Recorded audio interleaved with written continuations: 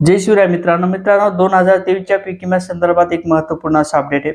आपल्याला जर पीक विम्याची रक्कम मिळाली नसेल, पीक विमा जर आपल्या खात्यावर जमा झाला नसेल, तर त्यासाठी आपल्याला एक महत्त्वपूर्ण असं काम करायचं आहे. हे काम काय असणार आहे, जेणेकरून आपल्याला हे काम केल्यानंतर आपल्या खात्यावर हे पैसे जमा होणार आहेत. 27 जिल्ह्याच्या पीक विम्या संदर्भात एक महत्त्वपूर्ण असा अपडेट आहे. पीक विमा कोणत्या जिल्ह्यात कोणत्या पिकाचं वाटप होत आहे, त्यानंतर हेक्टरी अनुदान पीक विम्याचं किती जमा होत आहे, या संदर्भात आपण सविस्तर अशी माहिती घेणार आहोत. मित्रांनो, मी गणेश ठाकरे, कृषी मराठी या यूट्यूब चॅनलवरती आपलं स्वागत आहे. शेतकरी मित्रांनो, असेच नवीन अपडेट घेण्याकरता नक्की चॅनलला सबस्क्राईब करा, जेणेकरून आपल्याला असेच नोटिफिकेशनच्या माध्यमातून नवीन व्हिडिओ पाहायला मिळतील. तर मित्रांनो, जवळपास 34 जिल्ह्याच्या संदर्भात शासनाच्या माध्यमातून अधिसूचना काढण्यात आल्या होत्या.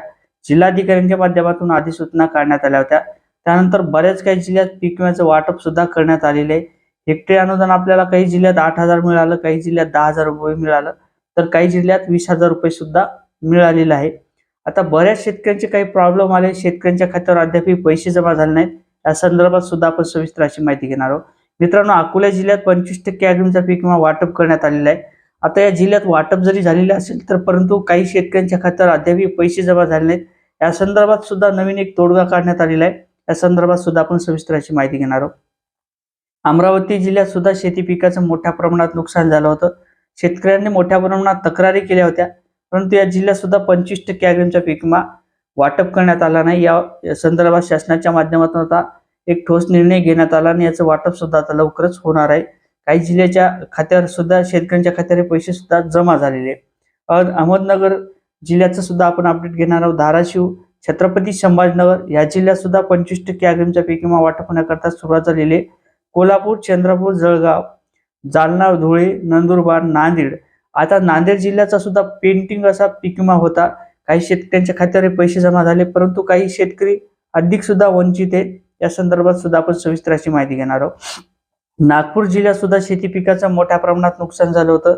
राज्य सरकारच्या माध्यमातून पीक विम्याची रक्कम सुद्धा मंजूर करून देण्यात आली होती, परंतु याचं वाटप होणं अपेक्षित होतं. आता या वाटपाला सुद्धा सुरुवात करण्यात आलेली आहे. नाशिक, परभणी जिल्ह्यात सुद्धा पीक विम्याचं वाटप झालेलं आहे. बऱ्याच शेतकऱ्यांच्या खात्यावर पैसे सुद्धा जमा झालेले आहेत. पुणे, बीड, बुलढाणा, भंडारा, यवतमाळ. आता यवतमाळच्या जिल्ह्यात मोठ्या प्रमाणात नुकसान झालं होतं. राज्य सरकारच्या माध्यमातून निधी सुद्धा मंजूर करून देण्यात आला होता, परंतु 1,000च्या आत पैसे शेतकऱ्यांच्या खात्यावर जमा झालेले आहेत आणि काही शेतकरी वंचित आहेत. या संदर्भात सुद्धा आपण सविस्तर अशी माहिती घेणार आहोत. भंडारा पाहिजे, लातूर, वर्धा, वाशिम जिल्ह्याच्या शेतकऱ्यांच्या खात्यावर सुद्धा पैसे हे जमा झालेले. सांगली, सातारा, कोल्हापूर आणि हिंगोली जिल्ह्यात सुद्धा 2 दिवसापूर्वीच पीक विम्याचं वाटप झालेलं आहे. वाटप होण्याकरता सुरुवात झाली आहे. परंतु आता हे सर्व जिल्हे 27 जिल्ह्याची आपण अपडेट घेतलेले, 27 जिल्ह्याची आपण माहिती घेतलेली, परंतु यामध्ये काही शेतकरी असे आहेत की अद्याप त्यांच्या खात्यावर पैसे जमा झाले नाहीत. बऱ्याच काही शेतकऱ्यांच्या खात्यावर पैसे जमा झालेले, परंतु या शेतकऱ्यांच्या खात्यावर जमा झाले नाहीत. अशा शेतकऱ्यांना एक महत्त्वाचं काम करायचं आहे. शेतकऱ्यांना आपल्या अनुदान जे आहे ते सोयाबीन पिकाचा पीक विमा वाटप होण्याकरता सुरुवात झालेली आहे.